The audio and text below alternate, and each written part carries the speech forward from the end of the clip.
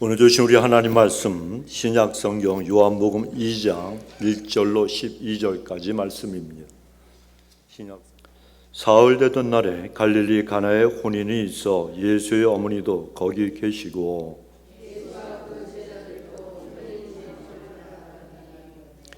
포도주가 모자란지라 예수의 어머니가 예수에게 이르되 저희에게 포도주가 없다 하니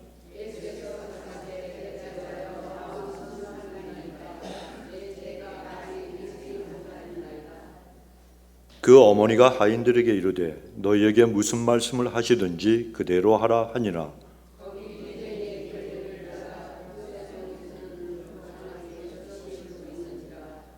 예수께서 저에게 이르시되 항아리에 물을 채우라 하신즉 아구까지 채우니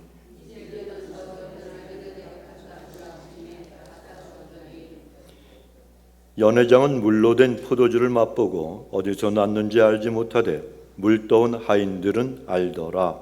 연회장이 신랑을 불러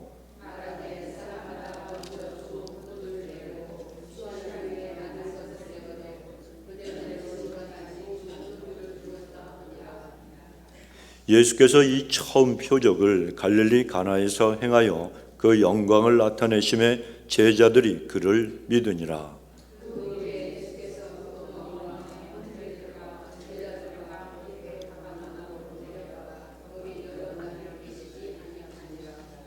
아멘. 자, 우리 하나님 멋있고 아름다우시고 존귀하신 하나님 어떠한 분인가 우리도 입술로 고백하고 선포합시다. 손을 드시고 시작. 하나님은 엘샤다이 하나님, 전능하신 하나님, 문제보다 크신 하나님, 대적보다 크신 하나님, 하나님은 모든 것을 하실 수 있습니다. 아멘. 믿은 대로 될 줄로 믿습니다. 자, 어떤 그 사회학자가 조사를 했습니다. 사람이 인생을 살아가면서 성공했다고 하는 사람들, 그들을 대상으로 공통점이 과연 무엇인가? 그랬더니 그 결과 그들은 인생을 살아가면서 자기의 삶을 통해서 이루고자 하는 목표가 분명했다는 거예요.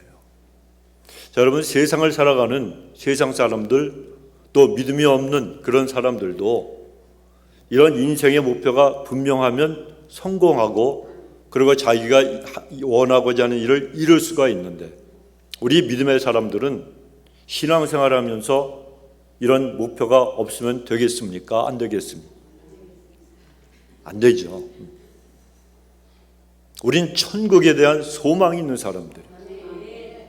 그러니까 그것을 달려가는 것, 그것까지 갈 때까지 우리는 이 땅에서 이루고자 하는 아름다운 목표가 분명히 있어야 되는 거예요. 그런데 우리가 가져야 될, 세워야 될 인생의 목표는 신앙적인 것이 되어야 되고 영적인 것이 되어야 됩니다. 하나님, 내가 예수를 믿은 지 10년이 넘었잖아요. 그러니까 내 사업이 10배나 더 번창할 수 있도록 해 주셔야 되지 않겠습니까? 이것이 내 인생의 목표입니다. 이러면 되겠습니까? 안 되겠습니까? 물론 그게 돼요. 하지만 이것이 우리 삶 속에 프라이오리티, 영어가 나오네. 원고에 없는 말인데 뭐라고요? 우선이 되면 안 된다는 거예요. 그리고 하나님, 내가 교회 직분을 받았는데, 내가 장로요, 권사요, 그리고 또 집사인데 내 직분에 걸맞는 이런 직급도 내가 승진을 시켜주셔서 하나님이 그런 직장에서도 그런 자리에 올라야 되지 않겠습니까? 이것이 우리의 목표가 되어서는 안 된다는 거예요. 물론 그런 기도해야 되고 이것이 우리의 삶의 목표가 되어야 되지만 이것이 첫 번째가 되면 안 된다는 얘기입니다. 우리 하나님의 백성들은 언제나 신앙적인 목표를 먼저 세워야 되고 영적인 것을 우선시해야 합니다. 그런데 오늘 본문의 말씀이 그런 영적인 목표 가운데 하나를 우리들에게 알려주시는 그런 말씀이에요.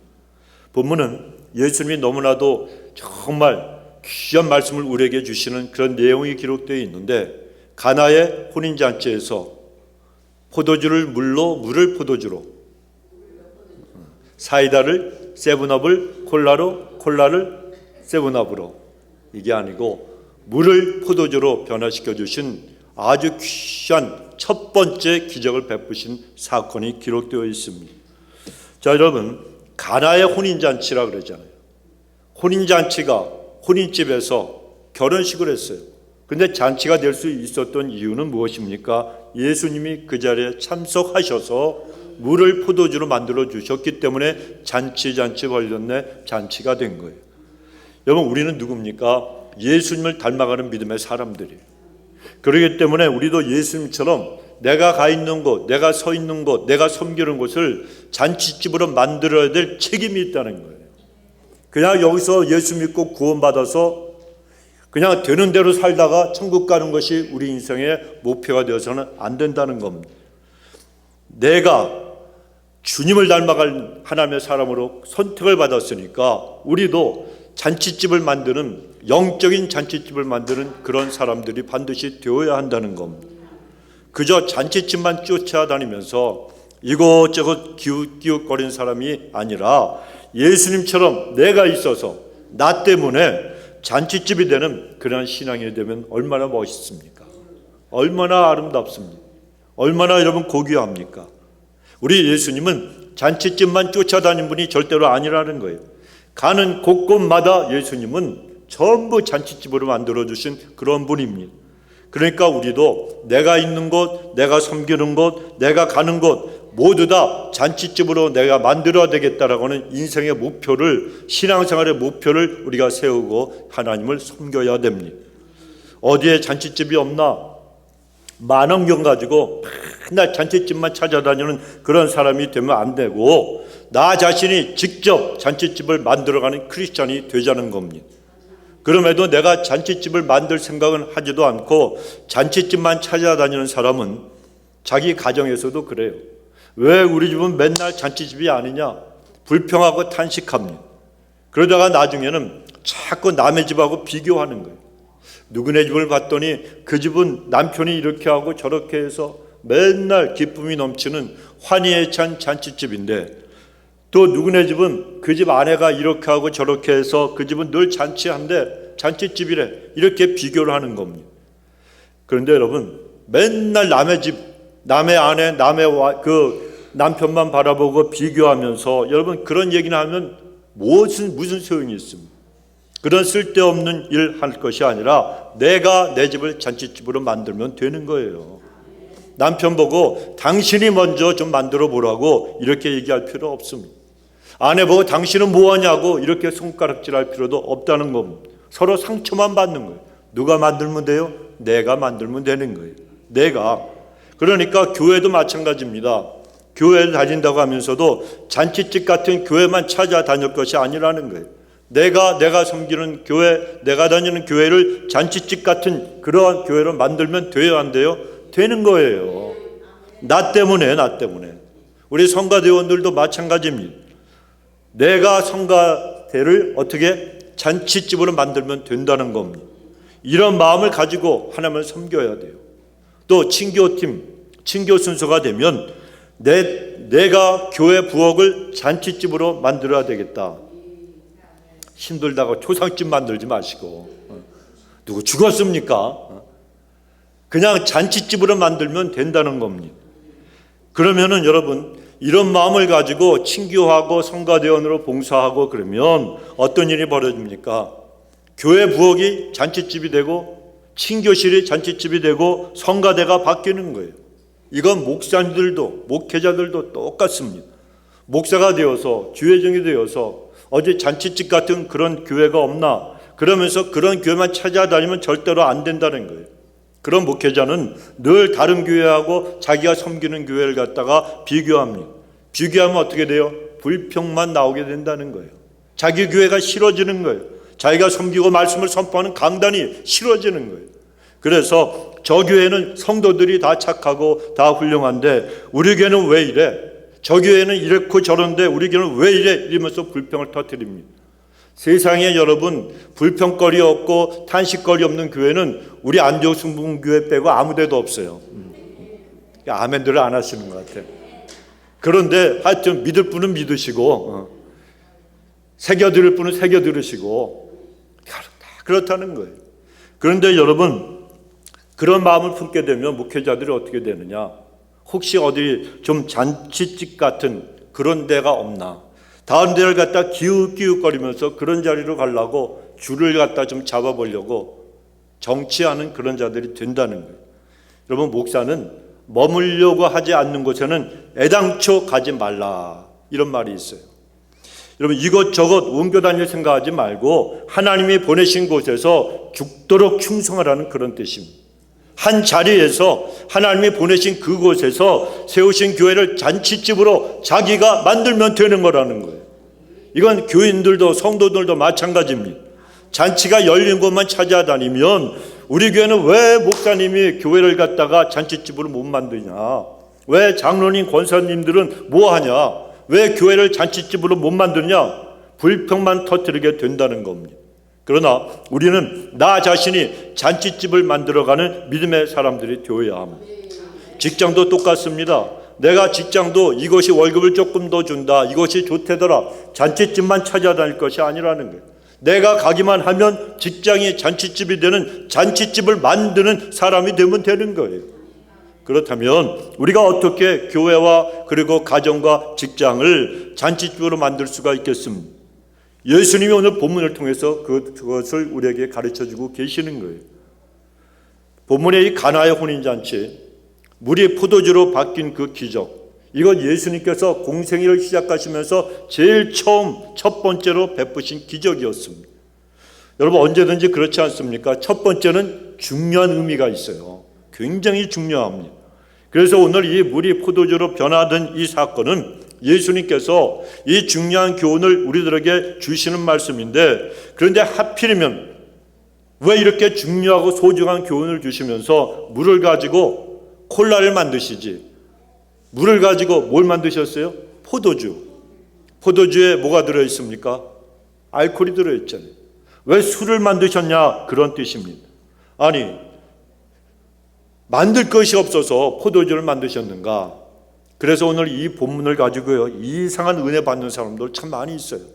어떤 은혜냐? 아내가, 와이프가 집에서, 여보, 당신도 이제 집사님이 되었으니까, 그러니까 이제는 좀 술도 끊고 담배도 끊고 그러면서 제대로 좀 하나님을 섬겨야 되지 않겠습니까? 그러면 무슨 얘기예요? 무슨 소리야? 성경도 안 읽어봤어? 예수님도 물로 포도주를 만드셨잖아.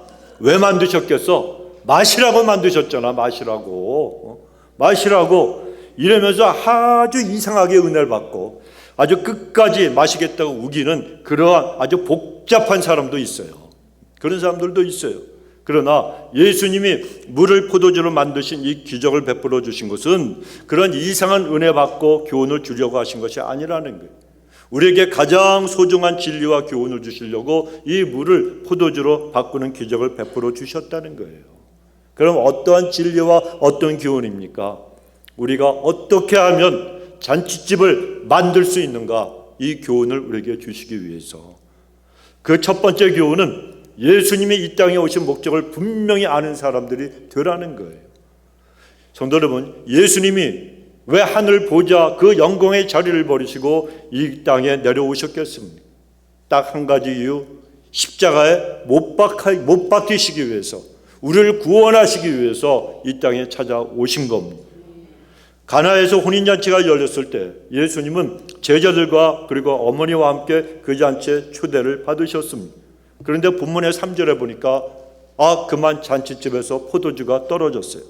이 사실을 알고 예수님의 어머니가 예수님께 그 사실을 알렸습니다. 포도주가 떨어졌으니까 물로 포도주를 좀 만들어 달라 요청을 한 겁니다. 예수님의 어머니 마리아는 이미 예수님의 능력을 알고 있었어요. 그런데 4절에 보면 예수님이 아주 이상한 말씀을 하십니다. 예수께서 가라사대 여자여 나와 무슨 상관이 있나이까? 내 때가 아직 이르지 못하였나이다. 아니, 여러분 생각해 보십시오. 포도주 좀 만들어 달라는데 예수님은 느닷없이 내 때가 아직 이르지 못하였다, 그런 말씀을 하시는 거예요. 그렇다면 여러분 한번 깊이 생각을 해보십시오. 예수님이 내 때가 이르지 못했다 하는 것은 포도주를 만들어 주시겠다는 이야기입니까? 아니면은 안 만들겠다는 그런 이야기입니까? 그렇죠. 우리는 예수님이 포도주를 갖다가 만들지 않으시겠다는 이 말씀으로 쉽게 우리가 이해를 합니다. 그러나 예수님은 사실은 그런 의미가 아니고 좀 더 높은 차원에서 그런 말씀을 하셨다는 걸 우리가 기억을 해야 됩니다. 우리가 여러분 예수님의 말씀을 갖다가 이해하려면 본문 4절에서 예수님이 나와 무슨 상관이 있나이까 내 때가 아직 이르지 못하였다. 이 말씀에서 때라고 하는 이 시기라고 하는 이 말씀을 갖다가 생각해 봐야 되는 거예요. 우리 예수님이 말씀하신 내 때라고 하는 것은 단순히 포도주를 갖다 만드는 그 때를 말씀하신 것이 아니라는 겁니다. 성경에 보면 예수님께서 말씀하신 예수님의 때들이 나와요. 그게 어떤 때인가? 항상 똑같은 한 시점을 가리키고 있습니다. 요한복음 7장 30절에 보면 저희가 예수를 잡고다 하나 손을 대는 자가 없으니 이는 그의 때가 아직 이르지 아니하였음이라. 여기서 말씀하시는 그의 때가 언제를 가리키는가 하면 예수님께서 십자가에 못 박히시는 바로 그 때를 가리킵니다. 요한복음 8장 20절에도 보면 이 말씀은 성전에서 가르치실 때에 연복의 앞에서 하셨으나 잡는 사람이 없으니 이는 그의 때가 아직 이르지 아니하였음이로라. 여기서도 그의 때는 역시 예수님의 십자가의 때를 가리킵니다. 여러분 예수님은 바로 십자가의 때를 위해서 이 땅에 우리를 위해서 오신 분이에요. 우리를 구원하시기 위해서 우리의 모든 죄를 십자가에서 짊어지시고 못 박혀 죽으시기 위해서 이 땅에 찾아오셨다는 거예요. 이것이 바로 예수님께서 이 땅에 하늘 보좌를 버리시고 내려오신 그 목적입니다. 두 번째 교훈은 십자가의 때, 예수님이 못 박혀 죽으시는 그때는 곧 영광의 때라, 이 사실 갖다가 기억하라고 하시는 교훈이 있습니다. 자, 예수님의 때가 바로 십자가의 때라고 한다면 예수님께서 혼인잔치에서 물을 포도주로 만드신 기적이 과연 이 십자가의 때하고 무슨 관계가 있겠습니까? 자, 혼인잔치는 초상집입니까? 아니면 영광과 기쁨의 시간입니까? 영광과 기쁨의 때고 그런 시간입니다. 신랑과 신부가 혼인을 했어요. 그리고 수많은 하객들이 모여서 축하하면서 함께 기뻐합니다. 거기다가 포도주가 동이 났어요. 포도주가 떨어졌어요. 그런데 물이 변해서 포도주가 되는 놀라운 기적을 예수님이 그 자리에서 베풀어 주셨습니다. 그러니까 그 자리가 어떻게 되었겠습니까? 온통 뒤집어진 거죠. 주께서 영광 받으시고 사람마다 놀라운 기적을 체험을 하고 너무너무 기뻐하고 즐거워하며 그 모든 아름다운 그 역사들이 충만했다는 겁니다. 그런데 예수님은 예수님의 때가 그 십자가의 때라고 말씀하셨는데, 아니 이 가나의 혼인잔치에서는 바로 기쁨이 충만했습니다. 바로 그 뜻이 우리에게 알려주시는 그 말씀은 가나의 혼인잔치에서 물이 변하여 포도주가 되는 첫 번째 기적을 통해서 예수님은 십자가의 그 때가 바로 하나님이 영광 받으시는 영광의 때라는 거예요. 그래서 포도주를 만들어 달라고 했는데 내 때가 아직 이르지 않았다라고 예수님은 우리가 생각하기에는 엉뚱한 대답, 바로 십자가의 때에 관한 말씀을 하셨다는 것입니다. 요한복음 12장 23절에 보면 예수님께서 대답하여 가라사대 인자의 영광을 얻을 때가 왔도다 말씀합니다. 십자가의 때가 예수님의 영광을 얻을 때라는 거예요. 또 요한복음 12장 27절 이하에도 보면 지금 내 마음이 민망하니 무슨 말을 하리요? 아버지여 나를 구원하여 이 때를 면하게 하여 주옵소서. 그러나 내가 이를 위하여 이 때에 왔나이다. 아버지여 아버지의 이름을 영광스럽게 하옵소서 하시니 이에 하늘에서 소리가 나서 가로되 내가 이미 영광스럽게 하였고 또 다시 영광스럽게 하리라 하신대 말씀하십니다. 요한복음 17장 1절에도 보면 예수께서 이 말씀을 하시고 눈을 들어 하늘을 우러러 가라사대 아버지여 때가 이르러 싸우니 아들을 영화롭게 하사 아들로 아버지를 영화롭게 하게 하옵소서 말씀하십니다. 십자가의 때가, 그 때가 무슨 때라고 알려주시는 말씀인가 하면 영광의 때라는 거예요. 그래서 십자가의 때가 영광의 때, 곧 잔치하는 때다, 이 사실을 알려주시기 위해서 예수님께서 가나의 혼인잔치에서 그 때의 이야기를 하셨다는 것입니다. 자, 그렇다면 십자가의 때가 영광의 때라면 우리가 그 때를 피하는 사람들이 되고 그리고 회피하는 사람들이 되면 어떻게 되겠습니까? 우리 자신도 영광의 그 때를 맞이할 수 없게 되는 것은 너무나도 분명한 일이고 당연한 일입니다.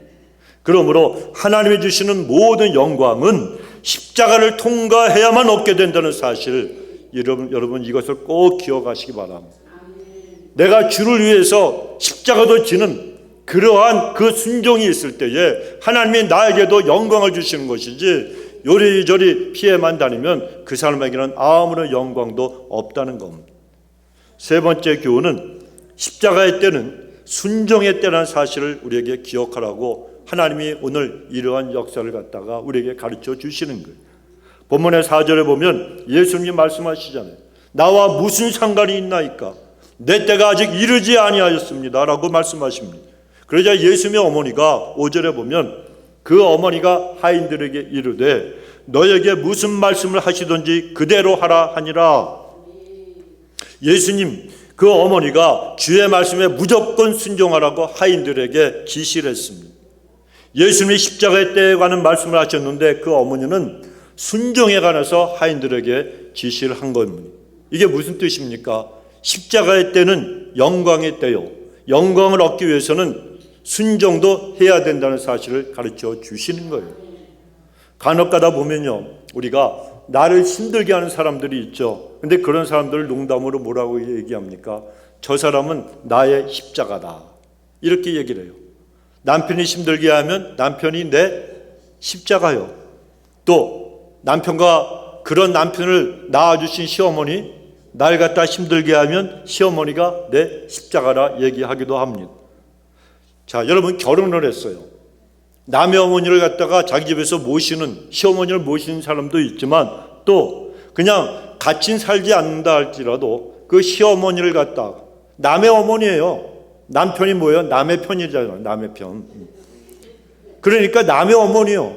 남의 어머니를 내가 어머니라고 부르는 게 이게 쉬워요? 안 쉬워요? 딸 같은 며느리 말짱 거짓말이에요. 그거 속으면 안 돼. 며느리들은 세상에 그런 시어머니 없어요, 여러분. 우리 어머니도 안 그러더라고. 겉으로는 뭐 딸 같은 며느리라고 그러는데 절대 새빨간 거짓말이에요, 여러분. 거기 속지 마세요, 여자분들은. 그리고 또 그런 거짓말도 나중에 시어머니 되시면 하지 마시고. 절대로 그렇지가 않아요. 남의 어머니는 남의 어머니요, 시어머니는 시어머니예요. 그런데 남의 어머니를 내가 어머니라고 부르는데 어떻게 그 시어머니가 나한테 편안한 존재가 될 수가 있겠습니까? 아무리 시어머니가 잘해 주셔도요, 시어머니는 앞에 십자가 붙어가지고 시어머니일 뿐입니다. 그러나 시어머니는 아닐지라도 나를 힘들게 하는 사람이 우리에게는 충분히 있잖아요. 한 명만 있는 게 아니고 여러 사람이 있을 수도 있습니다. 그런 사람이 나의 십자가가 아니라는 거 우리는 분명히 깨달아 알아야 되는 거예요. 여러분, 예수님은 나를 고달프게 하고 힘들게 하는 사람을 용서하라고, 사랑하라고, 잘 섬기라고 말씀을 하시는데, 여러분 그 말씀에 순종하려고 몸부림치는 것이 나의 십자가지, 나를 힘들게 하는 사람이 십자가가 아니라는 거예요.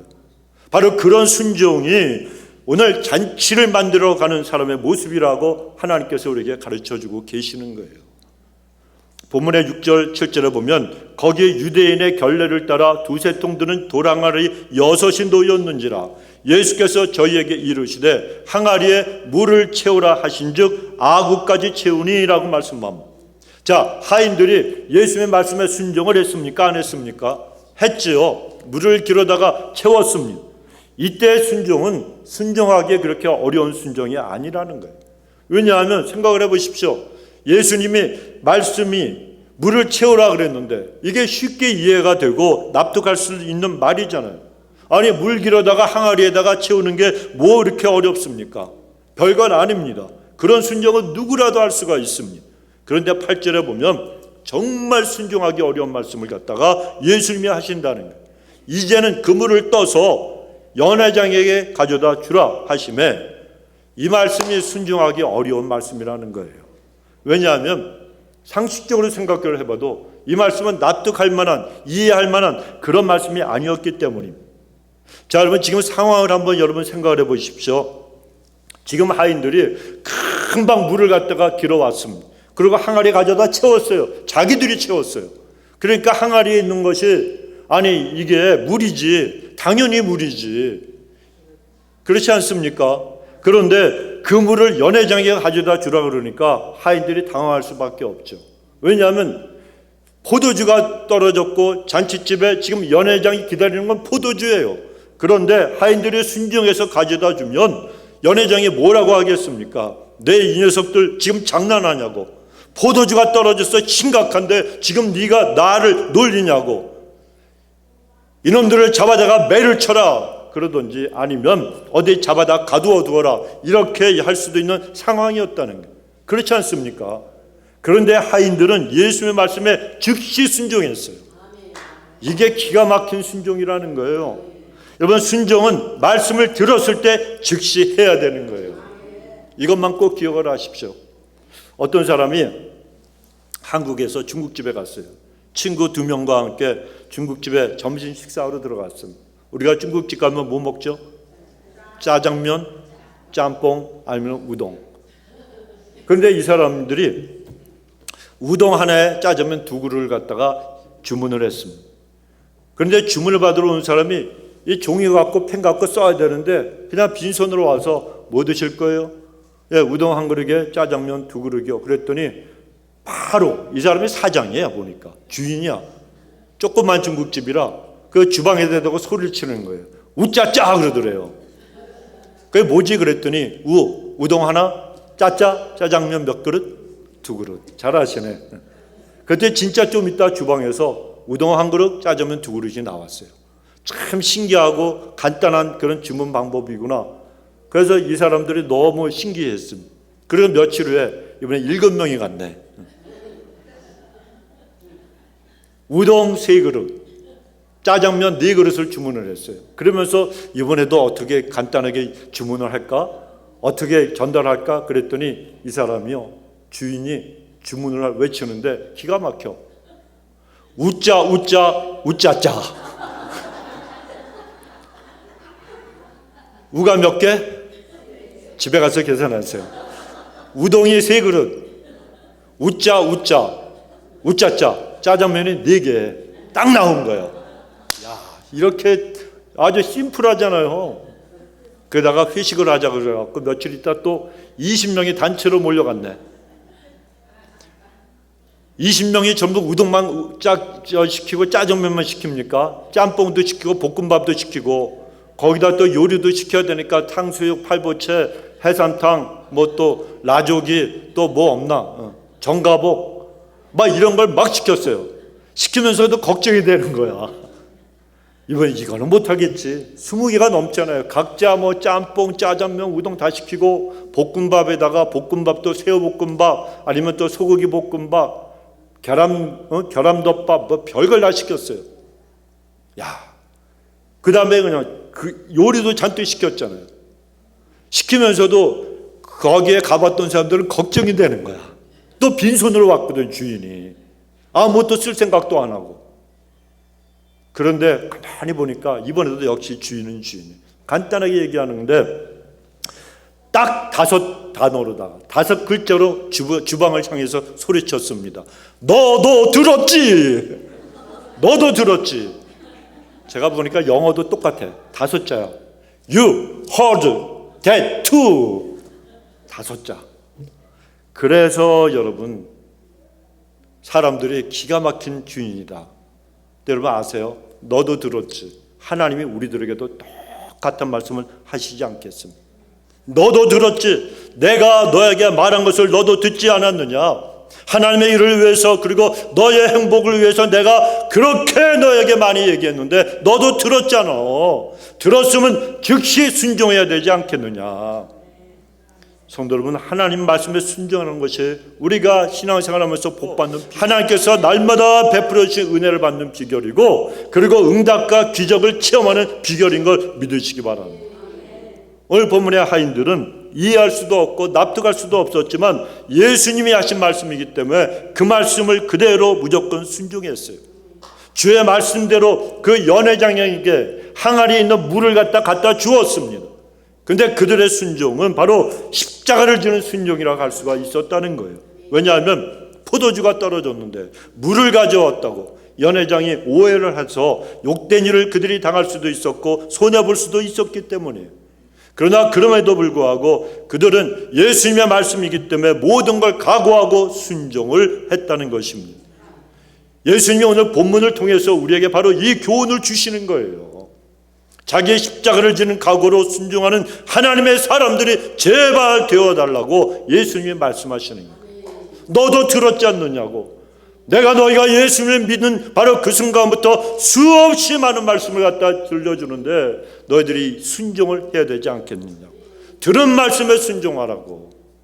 여러분, 예수님은 누가복음 9장 22절 23절에서 가라사대 인자가 많은 고난을 받고 장로들과 대제사장들과 서기관들에게 버림받아 죽임을 당하고 제3일에 살아나야 하리라 하시고, 또 무리에게 이르시되 아무든지 나를 따라오려거든 자기를 부인하고 날마다 제 십자가를 지고 그리고 나를 쫓을 것이라, 이렇게 말씀하셨습니다. 여기에 보면 우리가 내 십자가를 지고 각자의 십자가를 지고 주님을 따르는 데 있어서 세 가지 필요한 사실이 있다는 것을 발견할 수가 있습니다. 세 가지가 필요한 거예요. 첫째는 아무든지 나를 따라오려거든. 아무든지 무슨 뜻입니까? 누구도 예외가 없다는 거예요. 목사, 장로, 권사 아니면 처음 예수 믿는 사람들 누구도 예외가 없이 나를 따라오려거든 전부 주님을 따라가는 사람들이 되어야 된다는 거예요. 목사를 따라가는 사람이 아니라, 장로 따라가는 사람이 아니라, 돈 많은 사람 따라가는 게 아니라, 세상 권세 잡은 사람 따라가는 것이 아니라, 박사들 따라가는 게 아니라, 우리가 따라가야 될 분은 오직 주님밖에 없다는 거예요. 누구든지 전부 주님만 따라가라는 거예요. 아무리 여러분 신앙생활 오래 한 사람도, 그리고 또 예수 믿은 지 며칠 되지 않은 이런 초신자라도 누구도 예외 없이 누구든지 다 예수님을 따라가되 자기 십자가를 지고 따라가라는 뜻입니다. 두 번째는 자기를 부인하라는 거예요. 내 생각, 내 뜻, 내 감정, 내 의지 다 완전히 죽이고 순종하라는 겁니다. 내가 이해가 되든지 아니면 안 되든지 이게 중요한 게 아니에요. 나에게 손해가 있든지 아닌 유익이 있든지 이게 중요한 게 아니에요. 내가 이해하면 순종하고 내가 이해하지 못하면 불순종해도 되는 것이 아니라 무조건 나를 부인하고 무조건 순종하라는 뜻입니다. 세 번째는 날마다 제 십자가를 지고 언제? 날마다 한 번 지고가 아니에요. 어저께 졌으니 오늘은 쉬자가 아니고 날마다 매 순간마다. 여러분, 한 번 자기 십자가를 지고 끝나면 얼마나 좋겠습니까? 근데 그게 아니라는 거예요. 날마다 지라는 겁니다. 바로 이것이 우리가 자기 십자가를 지는 법이에요. 그런데 이런 모습이 하루아침에 됩니까? 아니에요, 여러분. 우리가 자기 십자가를 지려고 하면 쓰러질 때도 있고 너무 힘들어서 왜 나만 이런 십자가를 지어야 되느냐 낙심할 때도 있습니다. 그러나 우리는 언제든지 날마다 자기를 부인하고 자기 십자가를 지고 순종으로 그 신앙의 길을 걸어가는 사람들이 되어야 되는 거예요. 예수는 그것이 바로 곧 영광의 길을 걸어가는 모습이라고 우리들에게 말씀하시는 겁니다. 본문의 9절에 보면 연회장은 물로 된 포도주를 맛보고 어디서 났는지 알지 못하되, 연회장은 그 포도주를 맛보면서도 몰라요. 이게 어디서 왔는지. 그런데 물을 떠온 하인들은 어떻게 알더라. 이게 기가 막힌 말씀이에요. 이 말씀을 꼼꼼히 씹어보세요. 되새겨보세요. 연회장은 마시면서도 몰랐어요. 그런데 물을 떠온 하인들, 순종한 사람들은 알았다는 겁니다.